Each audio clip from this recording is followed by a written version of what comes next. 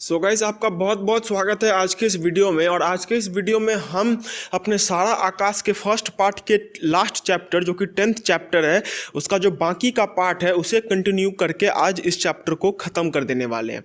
इसके बाद जो है मैं शॉर्ट स्टोरीज जो हमारे हैं गद्य संकलन से, मैं वहाँ से वीडियोस डालूंगा जहाँ पे मैं फर्स्ट सेमेस्टर का जो सिलेबस है उसको कवर करूँगा। फिर उसके बाद हम पोएम्स पे जाएंगे एंड उसके बाद हम आषाढ़ का एक दिन जो है हम उसको भी करेंगे।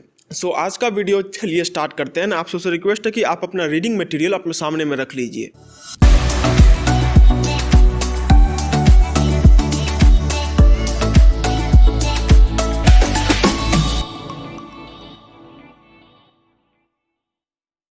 मार्च का महीना समापित पर था और ठंड बहुत कम हो गई थी। हम लोग किवाड़ खोलकर भीतर ही सोया करते थे। समय 11:30 या 11:45 का हो रहा होगा। बाहर एकादशी की चांदनी भरपूर खिली थी। कोहरे के मेल से धुंधली और अधिक गाढ़ी हो गई लगती थी। मुझे प्यास लगी थी। चारों तरफ देखा, पानी कहीं भी नहीं था। आज यह बात क्या है, न खाना न पानी। प्रभा तो अपना काम कभी भूलती नहीं है। हो सकता है याद ना रहा हो। एक बार इच्छा हुई टालो, लेकिन फिर आवश्यकता ने मांग की। ऊपर पानी छत के दूसरे सिरे पर दीवार में निकले हुए पत्थर पर जरा सी आड़ में रखा रहता था। वहां तक जाने का आलस्य था। तो हम जानते हैं कि समर जो है इससे पहले देर रात को आया था सिनेमा देख के और दिवाकर के यहाँ खाना खा के। अब समर जब वहाँ पर आया था तो वो रिलैक्स हो रहा था और उसी समय जो है उसे प्यास लग जाती है और वह यह कहता है कि अभी जो है मार्च का महीना समापित पर था। मतलब मार्च का जो महीना है वह अब धीरे धीरे ख़त्म हो रहा था और अभी जो है ठंड उतनी ज़्यादा नहीं थी, इसीलिए सभी लोग जो है वह दरवाज़ा खोल के ही अंदर में सोया करते थे। और समय करीब 11:30 या फिर 11:45 का हो रहा होगा और बाहर में एकादशी की चांदनी छाई हुई है और जो धुंध है बाहर में वो भी मैल के साथ मिलके और गाढ़ी होती चली जा रही है। अब उसी समय जो है समर को प्यास लग जाता है और वह पानी पीने के लिए पानी खोजता है, लेकिन उसे अपने कमरे में पानी नहीं मिलता। अब वह यह सोचता है कि आज बात क्या है। आज ना तो इस घर में खाना रखा हुआ था और ना ही पानी रखा हुआ था। अब खाना तो समर को नहीं चाहिए था क्योंकि वह वहाँ से खा के आया था, लेकिन फिर भी वह कहता है कि आज तो खाना भी नहीं रखा और ना पानी रखा, आज बात क्या है। और फिर वह सोचता है कि ठीक है बाहर चल के पानी पी लेते हैं। लेकिन अब बात क्या थी कि पानी जो है वह ऊपर छत में रखा रहता था और समर का कमरा नीचे में था। अब उतना ऊपर जाके पानी पीने में उसे आलस्य लग रहा था। तो उसने एक बार सोचा कि चलो ठीक है पानी नहीं पीते हैं, लेकिन उसे जब प्यास सचमुच लग गई तो उसे रहा नहीं गया और वह ऊपर जाने लगा पानी पीने के लिए।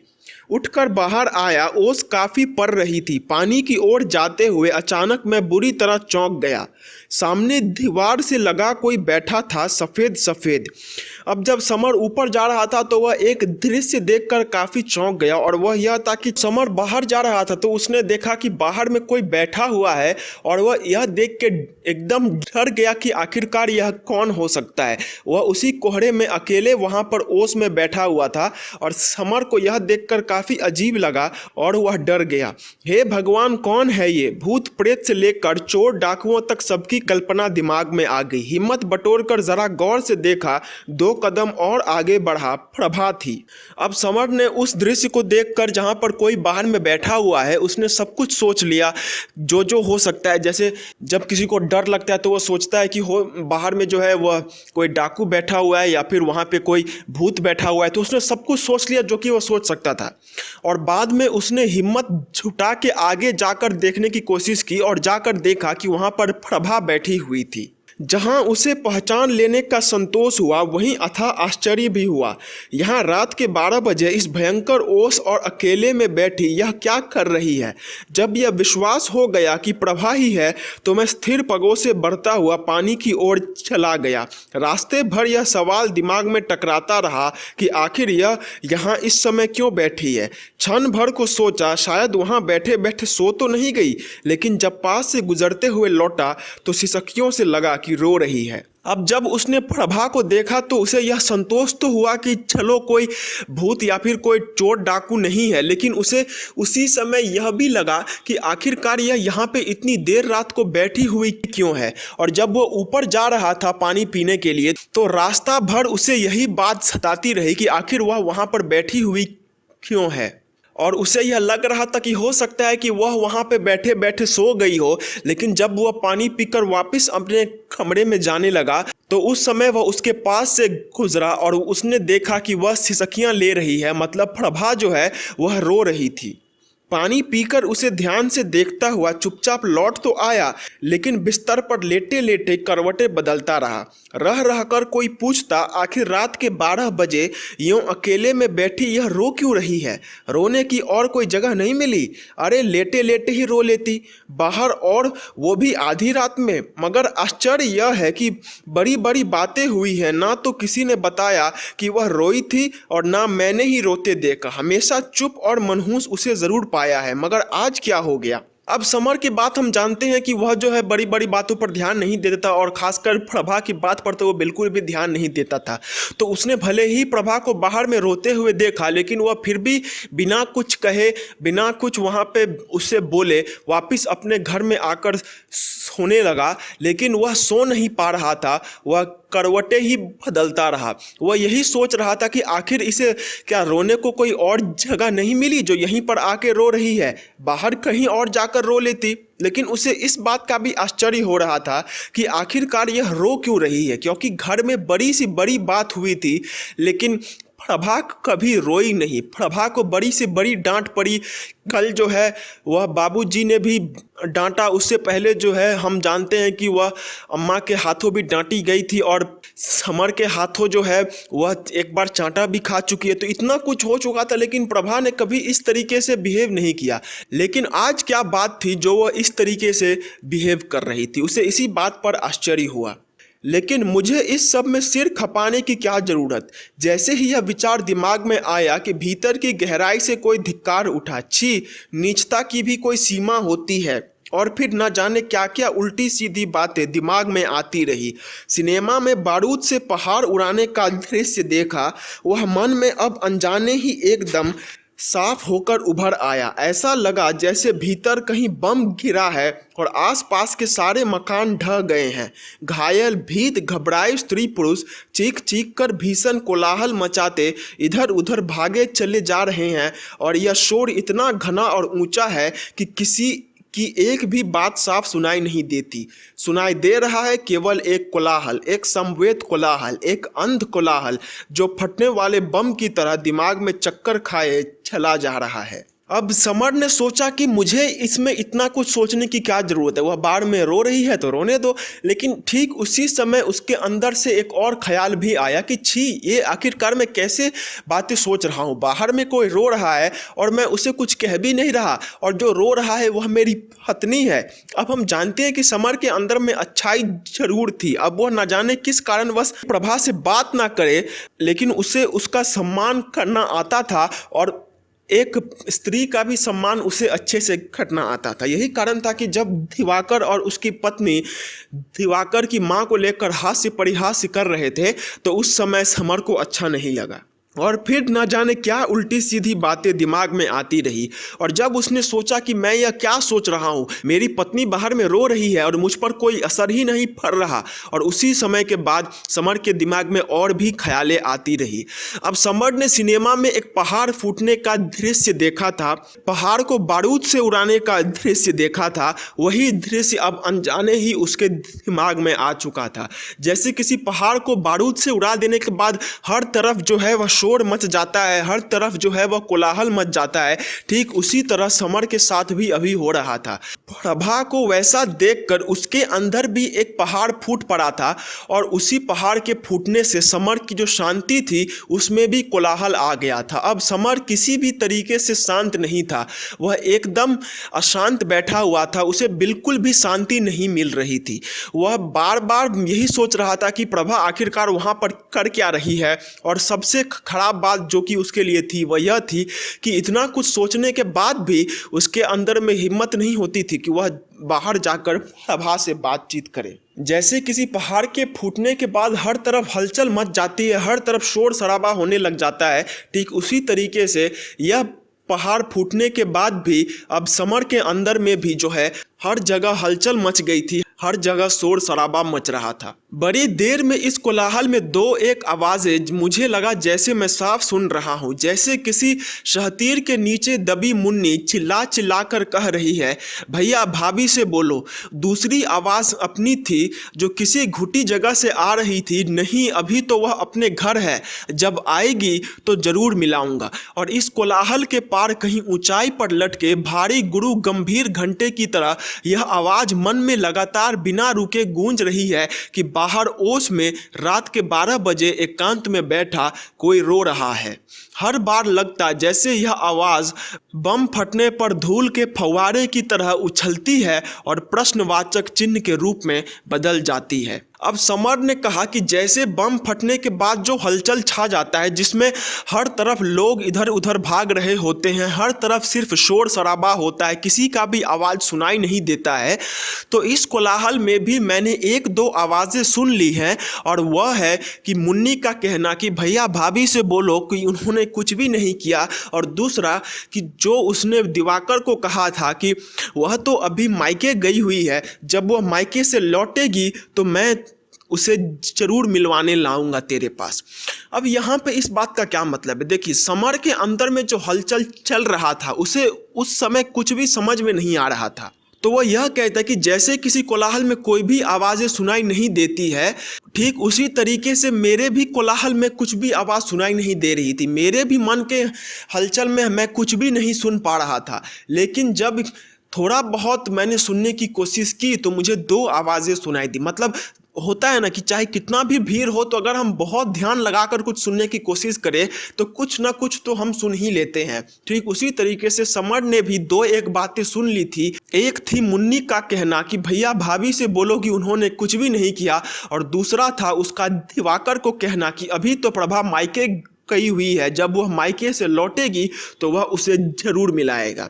और यही बातें जो है उसके दिमाग में बार बार गूंजती जा रही थी। और इसके साथ साथ एक और बात भी गूंजती जा रही थी कि बाहर में कोई बैठे रो रहा है। हर बार लगता है जैसे यह आवाज़ बम फूटने पर धूल के फव्वारे की तरह उछलती है और प्रश्नवाचक चिन्ह के रूप में बदल जाती है। लेकिन इस धमाके से सारे मस्तिष्क के ज्ञान तंतुओं पर एक भारी घन सा पड़ता है और रग रग झन्ना उठती है। और इस सब को भूलकर एक आध बार मैंने सो जाने का प्रयत्न भी किया, लेकिन लगा जैसे मेरी छाती पर भारी मकड़े की तरह कोई अपने पंजे कराए जमा बैठा है, और जब तक मैं उसे हटाकर दूर नहीं फेंक दूं सो नहीं सकता, हरगिज नहीं सो सकता। मैं न जाने कब तक इस द्वंद्व और उद्वेलन की तूफानी लहरों पर झूलता रहा, कभी तंद्रिल अवस्था में और कभी खूब सचेत जागते हुए। तो समर यह कहता है कि उसके मन में जो बातें चल रही थी कि भैया भाभी से बोलना कि उन्होंने कुछ भी नहीं किया, और अभी तो वह मायके गई हुई है, जब वह वापस आएगी तो मैं तुझे ज़रूर मिलाऊंगा। यही सब बातें समर के दिमाग में कंटिन्यूअस जो है वह गूंजती जा रही थी। और इसके साथ ही एक और बात भी गूंजती चली जा रही थी कि ठीक उसके कमरे के सामने में कोई ठंड में बैठा रो रहा है। और यही बातें उसके दिमाग में चलती जा रही थी, चलती जा रही थी, चलती जा रही थी। और समर इन सब से परेशान होता चला जा रहा था। उसने एक बार कोशिश की कि मैं इन सब को भूल कर सो जाता हूँ, लेकिन वह बिल्कुल भी नहीं सो पाया। उसने सोने की कोशिश तो की, लेकिन उसे ऐसा लगा जैसे उसके छाती पर किसी मकड़े की तरह किसी ने पंजा गड़ाया हुआ है, और समर का जो शांति था वह भंग का भंग ही रह गया। और समर जो है बहुत देर तक इसी द्वंद में रहता रहा, इसी कोलाहल में रहता रहा। कभी वह भी एकदम अल्लड़ की तरह रहता था, मतलब कभी उसे कुछ भी ख्याल नहीं आता था, और कभी वह सचेत की तरह रहता था, मतलब कभी वह सोचा करता था इन्हीं सब बातों को। मतलब कभी कभी उसका दिमाग जो है वह एकदम ख़राब हो जाया करता था, और कभी कभी उसका दिमाग जो है वह सचेत होकर बातों को सुना करता था। और जब नहीं रहा गया तो फिर धीरे से उठा। उठने के साथ ही मेरा आत्मसम्मान भूत की तरह मेरे सामने रास्ता रोक कर खड़ा हो आया। एक बार ठिठका, लेकिन मंत्र बुद्ध की तरफ मैंने उसे अपने रास्ते से क्रूरतापूर्वक एक तरफ हटाया और बाहर निकल आया। अब समर बाहर निकलने को तैयार हुआ, लेकिन उसका जो आत्मसम्मान था, मतलब वह यह मानता था कि प्रभा से बात करना उसके आत्मसम्मान को चोट है, तो उसका आत्मसम्मान जो है उसके सामने में चला आया, जो कि उसे कह रहा था कि तू बाहर नहीं जाएगा। लेकिन समर ने उसे भी रास्ते से हटा दिया, मतलब समर ने अपनी आत्मसम्मान को भी वहाँ से हटा दिया और वह बाहर चला गया।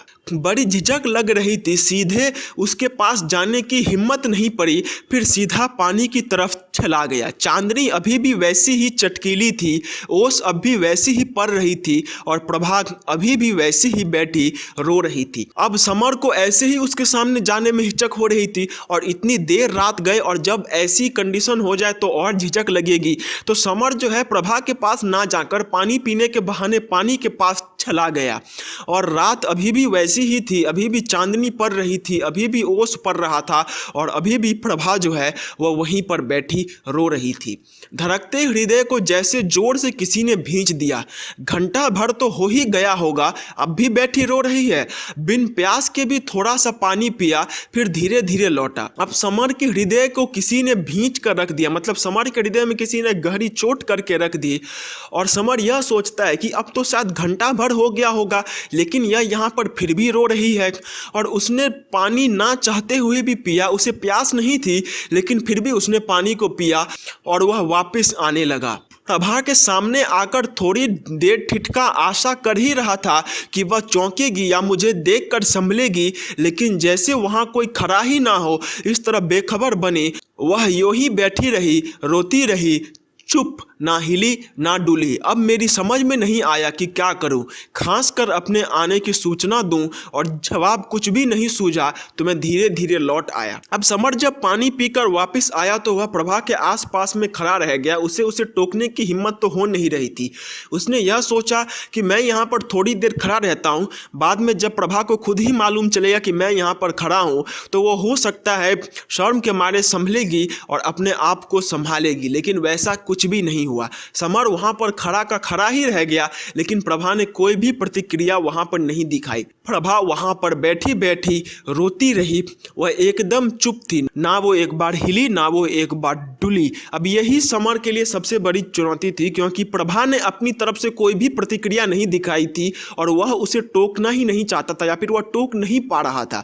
लेकिन अब उसे तो उससे बात करना था, तो अब वह कैसे करे। उसने सोचा कि खासकर मैं अपने यहाँ होने का जो है आभास कराता हूँ, लेकिन उसे इसके सिवाय और कुछ भी नहीं सूझा और उसे यह लगा कि यह भी ठीक नहीं होगा। तो वो उसे जब कुछ भी नहीं सूझा तो वह वापस अपने घर को आने लगा, लेकिन कदमों ने उठने से मानो इनकार कर दिया हो, मानो घुटनों घुटनों दलदल में पांव फंस गए हों और बड़ी कठिनाई से एक एक पांव निकालकर मैं चल रहा हूँ, या जैसे कोई पीछे खींचे चला जा रहा है। आखिर मैं फिर मुड़ा और अब बिल्कुल उसके सामने आ खड़ा हुआ। वह यूं बैठी रही मानो किसी ने पत्थर की बना दी हो। अब समर ने वहां से जाने की कोशिश की, लेकिन उसके पैरों ने सोच रखा था कि आज इसे यहाँ से नहीं जाने देना है और उसे ऐसा लग रहा था कि वह किसी दलदल में फंस गया है और घुटना तक जो है वह दलदल में फंसा हुआ है और वह बहुत मुश्किल से अपना जो पैर है वह वहाँ से निकाल पाता है। और उसे ऐसा लग रहा था कि दलदल में जैसे कोई आदमी फंसकर कितनी कठिनाई से अपना पाँव उठाता है, समर के लिए भी वापस जाना उतना ही कठिन हो रहा था। उसे ऐसा लग रहा था जैसे पीछे से कोई उसे खींचा चला जा रहा है। और फिर समर वापस मुड़ा और वह प्रभा के पास आने लगा और वह उसे थोड़ी देर यूं ही देखता रहा। फिर बड़ी मुश्किल से फंसे गले से फटती आवाज़ निकली, आधी रात को यहाँ बैठकर क्यों रो रही हो।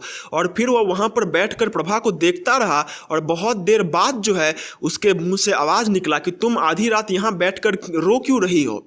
उसने सिर उठाकर ऊपर इस बार मेरी ओर देखा, मानो जिंदगी में मुझे पहली बार देखा हो, और फिर एकदम धोती के आंचल में मुंह छिपा लिया। चांदनी में उसकी आंखों में आंसू बिजली की तरह चमक कर कर छिप गए। रुलाई का वेग दुगना हो गया। मैं कुछ देर और खड़ा रहा। अब मुझे अपनी उपस्थिति वहां बिल्कुल व्यर्थ, अनावश्यक और अपमानजनक लगने लगी। फिर कड़वे मगर इस भरे स्वर में कहा, सुबह रो लीजिए ना, ओस में तबीयत खराब हो जाएगी, अब रात काफ़ी हो गई है। अब समर जो है वह वहाँ पर आता है और वह एकदम घबरा कर, भारी गले के साथ और बहुत सोच समझ कर बोलता है कि आप यहाँ पर रो क्यों रही है, तुम यहाँ पर बैठकर क्यों रो रही हो। और प्रभा ने इस पर प्रतिक्रिया दी। उसने ऊपर उठकर समर की ओर देखा और उसका देखना ऐसा था जैसे उसने जिंदगी में पहली बार समर को देखा हो। और फिर उसने जो है अपने धोती में अपना मुंह छिपा लिया। चांदनी में उसके आंखों में आंसू बिजली की तरह चमक कर छिप गए। अब जैसे बिजली चमकती है, चांदनी में उसके आंसू जो है वह उसी तरीके से चमक रहे थे। रुलाई का वेग दुगना हो गया। मैं कुछ देर और खड़ा रहा। अब मुझे अपनी उपस्थिति वहाँ बिल्कुल व्यर्थ लगने लगी, अनावश्यक और अपमानजनक लगने लगी। फिर कड़वे मगर इस भरे सधे स्वर में कहा। अब समर जो है वह वहाँ पर थोड़ी देर खड़ा रहा, लेकिन वहाँ पर कुछ खास हुआ नहीं, बल्कि प्रभा जो है वह और जोर जोर से रोने लगी। अब समर यह कहता है कि वहाँ उसका होना उसे एक अनावश्यक लग रहा था, उसे व्यर्थ लग रहा था, लेकिन वह वहाँ पर कुछ कर भी नहीं सकता था। बाद में उसने फिर से अब भर्राए हुए स्वर में कहा कि सुबह रो लीजिएगा, अभी रात बहुत हो गई है, आपकी तबीयत खराब हो जाएगी। बात तो मैं किसी न किसी प्रकार कह गया, लेकिन उस क्षण मुझे लगा कि सोचने और कहने में कितना अंतर है। इतनी सी बात कहने में ही न जाने क्यों मेरा गला भर्रा आया, भीतर कुछ पिघलने लगा और छाती में गोला सा आकार अटक गया। मैंने घूंट भरा। अब समर ने जो है बहुत मुश्किल से कुछ कहा, लेकिन उसे कहते ही यह लगा कि किसी चीज़ को सोचने और उसे करने में कितना अंतर है। वह ये सोच रहा था कि वह बाहर आकर प्रभा से आसानी से बात कर लेगा, लेकिन वैसा बिल्कुल भी नहीं हो रहा था। वहाँ पर उससे बात करना उसके लिए बहुत मुश्किल होता चला जा रहा था और उसे इतनी सी बात कहने के लिए कितना कुछ कहना पड़ा। उसके भीतर कुछ पिघलने लगा और छाती में गोला सा आकर अटक गया। मैंने घूंट भरा और उसकी जो है सांसें रुक गई, और जैसे हमारा गला एकदम अटक जाता है, समर का भी गला उसी तरीके से अटक गया और उसने एक घूंट भरी। आपको क्या है, आप जाकर सोइए ना। इस बार पल्ला हटाकर उसने सिर उठाया और जैसे थरप कर कहा, 1 साल से कभी आपको चिंता हुई कि मरती है या जीती है? ऐसी क्या खास जरूरत आ पड़ी? अब आप जाकर सोइए ना।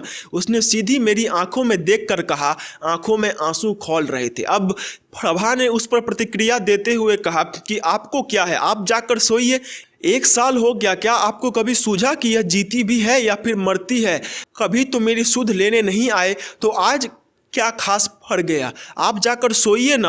और प्रभा जो है यह सब बहुत रोते हुए कह रही थी। उसके आंखों में से आंसू बहुत जोर जोर से छलक रहे थे और वह निगाह जैसे मेरे अणु अणु को भेदती चली गई, जैसे मेरे शक्ति के सारे सागर को उस तीखी अगस्ती निगाह ने एक बारगी ही पी लिया। ऊपर से नीचे तक मेरे शरीर की शक्ति मानो किसी ने मंत्र के जोर से खींचकर बाहर निकाल ली। निःशक्त और टूटा हुआ मैं वर्षों के बीमार की तरह धम से उसके सामने वहीं धरती पर बैठ गया। अपने कांपते और बेजान हाथों के निहायत डरते डरते उसके कंधे पर रखकर भर्राए और खंडित स्वर में कहा, प्रभा तुम मुझसे नाराज हो? साथ ही मुझे आश्चर्य हो रहा था कि यह कौन मेरे भीतर से बोल रहा है। प्रभा का वैसा कहना और उसके जो आंखें जिसमें आंसू भरे हुए थे और जो कि आंसू छलका रहे थे, वह उसके अणु अणु को भेद गई। मतलब समर के शरीर में एक सनसनी सी फैल गई और उसे ऐसा लगा जैसे उसकी सारी शक्ति जवाब दे गई है। ऊपर से नीचे तक मेरे शरीर की शक्ति मानो किसी ने मंत्र के जोर से खींचकर बाहर निकाल दी। उसे ऐसा लगा जैसे उसके शरीर की शक्ति को किसी ने पूरी तरीके से बाहर निकाल दिया है और वह एकदम धम से नीचे बैठ गया और अपने कांपते हुए और बीमार हाथों से उसने प्रभा के कंधे पर अपना हाथ रखा और खंडित स्वर में कहा, प्रभा तुम मुझसे नाराज हो? साथ ही मुझे आश्चर्य हो रहा था कि यह कौन मेरे भीतर से बोल रहा है। और उसने प्रभा के कंधों पर हाथ रखकर कहा कि प्रभा तुम मुझसे नाराज हो? और उसे यह लग रहा था कि आखिर यह कौन मेरे अंदर से बोला जा रहा है। इससे पहले कि मैं आगे कुछ कहूँ, उसने एकदम दोनों हाथ बढ़ाकर मेरे कंधे पकड़ लिए और सारी ताकत से न जाने किस उन्मत्त आवेश में उन्हें झंझोड़ती हुई बोली, मुझे बताओ मैंने तुम्हारा क्या बिगाड़ा है? क्या कसूर किया है मैंने तुम्हारा? मैं तुम्हारे लायक नहीं हूँ? मैं तुम्हें पसंद नहीं हूँ तो अपने हाथों से मेरा गला घोंट दो, मैं चूं तक नहीं करूँगी।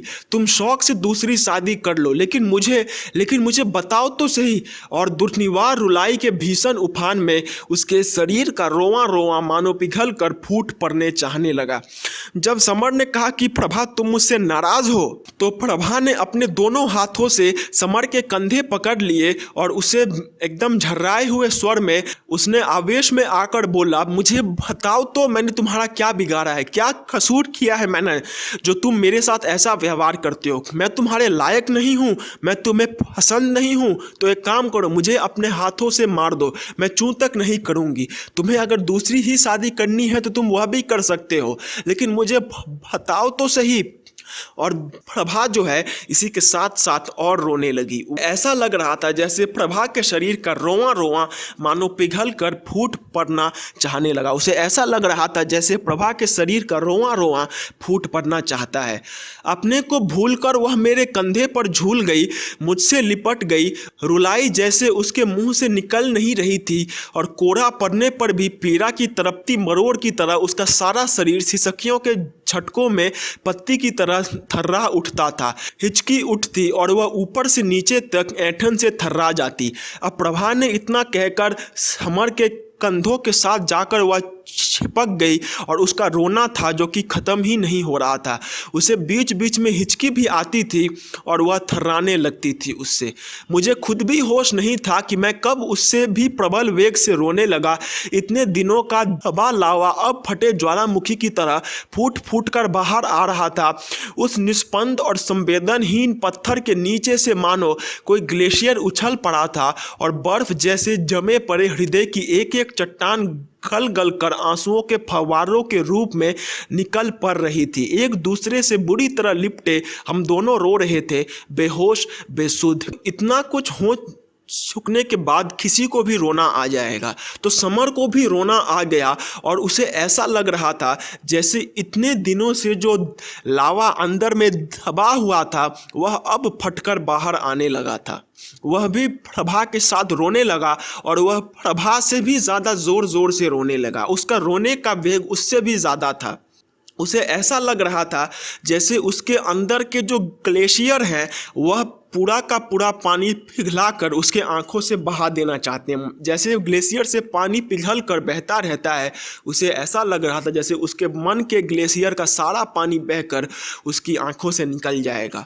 जब भी इस बात का ध्यान आता कि एक निरीह बेकसूर किसी की लाड़ प्यार से पाली गई इकलौती लड़की को लाकर मैंने क्या क्या अत्याचार नहीं किए, कौन कौन से कहर उस पर नहीं तोड़े, उसे कितनी कितनी यातनाएं नहीं दी, और उसका यहाँ था ही कौन जिससे अपना दुखड़ा रोती तो हजारों बरछे जैसे एक साथ ही छाती में आ लगते और रुलाई दुगनी चौगुनी होकर उमड़ने लगती। उस बेचारी के पास धीरे धीरे घुलने के सिवा चारा ही क्या था। अब जब भी समर सोचता कि किसी की लाडली बेटी के साथ उसने क्या क्या व्यवहार किया है, उसे कैसे कैसे ताने मारे हैं, उसे कैसी कैसी यातनाएं दी हैं, उस पर कौन कौन से अत्याचार नहीं किए हैं, तो उसे ऐसा लगता जैसे कोई हजारों बरछे उसके शरीर पर मारता चला जा रहा है। ऐसा लगता था जैसे हजारों बरछे उसके शरीर पर आके लग रहे हैं और उसका जो रोना है वह दुगना चौगुना होकर उमड़ने लगता था। उस बेचारी के पास धीरे धीरे घुलने के सिवा चारा ही क्या था। आज समर को पश्चाताप हो रहा था उस सारी बातों का जो कि उसने प्रभा के साथ किया था। वह यहाँ पर कह ही रहा है कि जब भी उसे याद आता कि उसने प्रभा के साथ कैसा दुर्व्यवहार किया है तो उसके अंदर का रोना और भी उफन कर सामने आता था और उसे ऐसा लगता था जैसे हजारों बरछों से उसे मारा जा रहा है। वह यह कहता है कि इस बेचारी के पास घुलने के सिवाय और चारा ही क्या था। मतलब यह बेचारी करती भी क्या। यहाँ तो मुन्नी के सिवाय कोई था नहीं जो कि इसका साथ दे, लेकिन मुन्नी भी जो है वह कितना तक साथ देती। और अगर यह अपनी तरफ से कुछ बोलती तो हम सब इसका मुंह दबा दिया करते थे, तो इसके पास और रह ही क्या गया था सिवाय हमारे साथ घुलने का।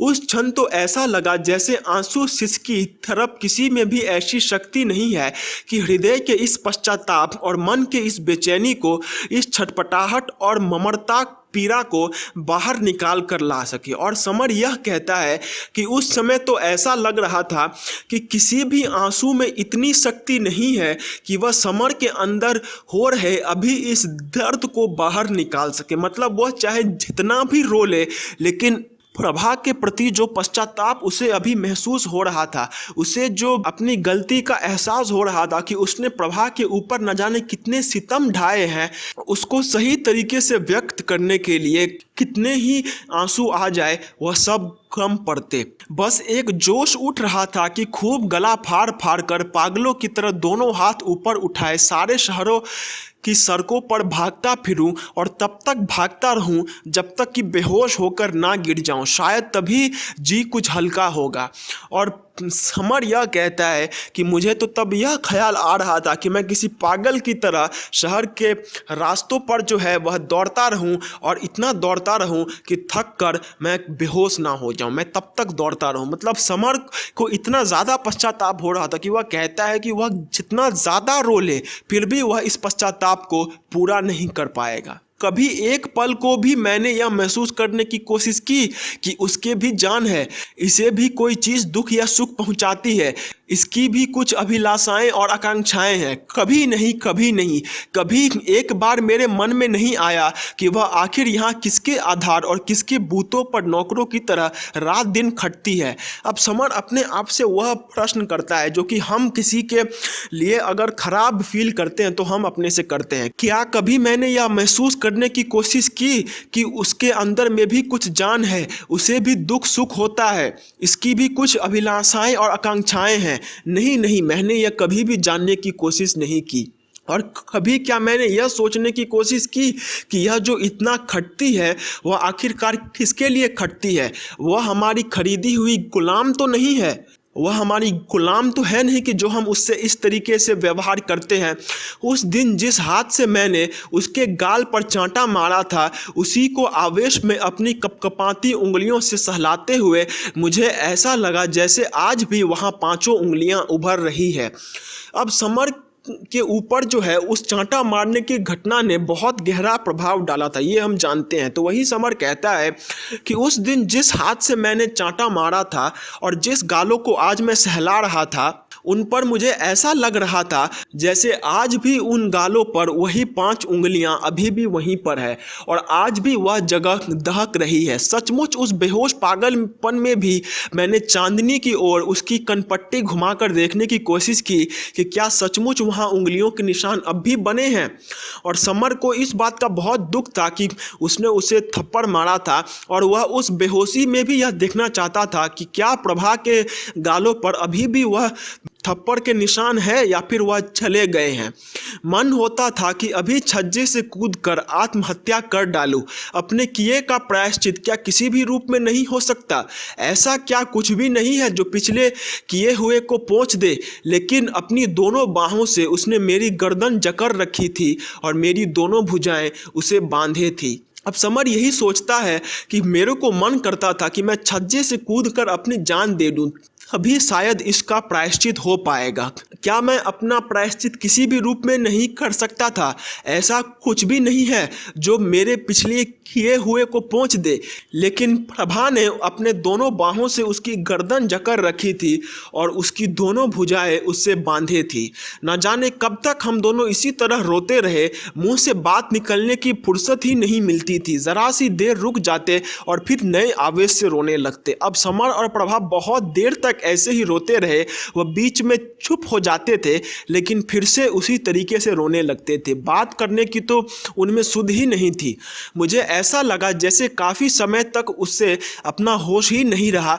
जब मैं उसके अचेत प्राय शरीर को अपनी बाहों में भरकर कोठरी में लाया तो ऐसा लगा मानो किसी जलते मकान के बीच से कड़ियों और दीवारों के ढेर के नीचे से निकाल कर उसे ला रहा हूँ और जगह जगह से मेरा शरीर झुलस गया है, कपड़े जल गए हैं। अब आखिर में जब प्रभा को समर ने अपने कमरे में लाया तो उसे ऐसा लग रहा था जैसे किसी बड़ी दुर्घटना से हम किसी को बचा कर लाते हैं। ठीक उसी तरीके से प्रभा को भी समर ने किसी दुर्घटनाग्रस्त बिल्डिंग का जो मलबा होता है उससे छुड़ाकर वह उसे लाया है। किसी बिल्डिंग में आग लग गई थी और वहाँ से प्रभा को बचाकर वह लाया था और उसके जो हाथ हैं वह झुलस गए हैं, उसके कपड़े जो हैं वह जल गए हैं। चांदनी छिप गई थी और आसमान सांवला हो गया था। अब जो है चांदनी कम हो गई थी और आसमान जो है वह सांवला मतलब और काला हो गया था। रात और घनघोर होती चली जा रही थी। सारी रात हम एक पल को भी ना सो सके, एक शब्द भी आपस में नहीं बोल पाए, एक क्षण भी एक दूसरे को नहीं देख पाए, मानो पूरे साल का गुबार आज ही निकल जाना चाहता था। और वह दोनों रात भर रोते रहे और एक दूसरे से कुछ बोले भी नहीं, एक दूसरे का चेहरा भी नहीं देख पाए। और आज ऐसा लग रहा था कि साल भर का जितना भी गुबार था, जितना कुछ भी प्रायश्चित का था, वह सब कुछ आज ही निकल जाएगा। ज़रा सा अलग होकर देखते और फिर दुगने वेग से चिपक जाते। और वह दोनों जो है वह अलग होने की कोशिश करते थे, लेकिन आज का क्रंदन इतना ज़्यादा था कि वह दोनों फिर से एक दूसरे के साथ हो जाते थे। काँव काँव कहीं कौवे बोलने लगे और कहीं पर जो है कौवे बोलने लगे थे, मतलब अब जो है सुबह होने लगी थी। सुबह किसी के जागने से पहले ही वह उठकर बाहर चली गई। जाते हुए दूसरी ओर मुंह करके सिर्फ इतना कहा, हमें एक पोस्ट कार्ड दे दीजिए, मैं बहुत दिनों से माँ को लिखना चाह रही थी, पैसे नहीं थे और धोती के पल्लों से आंखें पोंछती वह चली गई। उस समय फिर मेरी इच्छा हुई कि दीवार से अपना सिर दे मारूं। सुबह इससे कि पहले कोई जागे प्रभा जो है वहाँ से चली गई, क्योंकि अगर कोई देखता तो तरह तरह की बातें करता। लेकिन जाते हुए उसने समर से कहा कि मुझे एक पोस्ट कार्ड ला दीजिए, मुझे बहुत दिनों से मन था कि मैं अपनी माँ को एक चिट्ठी लिखूं, लेकिन मैं नहीं लिख पा रही थी, मेरे पास पैसे नहीं थे। और उसी समय समर को यह मन होता है कि वह दीवार में अपना माथा दे मारे। हाय, रोशनी में हम एक दूसरे का मुंह कैसे देखेंगे। बाहर किरणों की धारियां आड़ी तिरछी बुनाई की तरह छा गई थी और वह यह कहता है कि हमने तो एक दूसरे को नहीं देखा क्योंकि अंधेरा था रात में, लेकिन अगर रोशनी होगी तो हम एक दूसरे का मुंह कैसे देखेंगे। बाहर किरणों की धारियां आड़ी तिरछी बुनाई की तरह छा गई थी और बाहर में किरणें जो हैं वह आड़ी तिरछी हो गई थी, मतलब खिड़की के अंदर से जब किरणें आती हैं तो वह आड़ी तिरछी होती है। वैसा ही सुबह हो गया था और धूप खिल गई थी। अब यहाँ पे एक चीज़ होता है जो कि यहाँ पे नहीं बताया गया है और उसे बताना ज़रूरी भी नहीं है, वह यह है कि प्रभा आखिरकार रो क्यों नहीं थी। अब देखिए, ये जो घटना है यह उस दिन हुई थी जिस दिन समर के बाबूजी ने प्रभा को डांटा था। और डांटा तो ठीक था, लेकिन प्रभा के ऊपर जो लांछन लगाया गया कि वह किसी दूसरे से मिलने के लिए ऊपर जाती है, प्रभा उससे बहुत ज़्यादा दुखी थी। और उसी का कारण था कि प्रभा जो है वह रो रही थी, क्योंकि हम तो जानते हैं कि प्रभा के साथ समर ने बहुत बार दुर्व्यवहार किया, उसने चांटा भी मारा, उसको जो है अम्मा ने बहुत बुरा भला कहा भी था, लेकिन कभी भी वह ऐसे बैठकर नहीं रोई थी। लेकिन आज जब उसके ऊपर ऐसा लांछन लगाया गया कि वह किसी दूसरे के साथ संबंध बनाकर रखती है, तो प्रभा से नहीं रहा गया और इस पर जो है उसे रोना आ गया था। सो गाइज, हमारी ये आज की वीडियो यहीं पे ख़त्म होती है। एंड इस वीडियो को ख़त्म करने के साथ साथ मैं आपको बस एक ही एडवाइस देना चाहता हूँ कि आप प्लीज़ इस वीडियो पे पूरे डिपेंडेंट ना हो जाएं। मैं आपसे रिक्वेस्ट करूँगा कि आप जिस भी बुक को फॉलो करते हैं, आप एक बार उस बुक को जाके पढ़िए, एकदम से इस वीडियो पे डिपेंडेंट मत हो जाइए। एंड अगर ये वीडियो को आप एग्जाम के समय में देख रहे हैं, then I request you not to take this video as the only source जिससे कि आप एग्जाम में अच्छे मार्क्स स्कोर कर पाए। आप प्लीज जाके अपने कोई भी टेक्स्ट बुक हो उसे अच्छे से पढ़िए। तो गाइस, आशा करता हूँ कि ये वीडियो आपके लिए हेल्पफुल रही होगी और अगर ये वीडियो आपके लिए थोड़ी सी भी हेल्पफुल रही होगी तो प्लीज इस वीडियो को एक बार लाइक जरूर कर दीजिए। और अगर आप ऐसे वीडियोस और भी फ्यूचर में देखना चाहते हैं तो चैनल को सब्सक्राइब करके बेल आइकन को जरूर प्रेस कर लीजिए। और अगर आपके कुछ भी डाउट्स, क्वेरीज या फिर क्वेश्चंस हैं, उनको कमेंट सेक्शन में कमेंट जरूर कीजिए। एंड अगर आपके कुछ ऐसे दोस्त हैं जो कि इससे कुछ हेल्प पा सकते हैं तो इन ये वीडियो आप उनको भी प्लीज जरूर शेयर कर दीजिएगा। तब तक के लिए do take very good care of yourselves and bye bye and Jai Hind.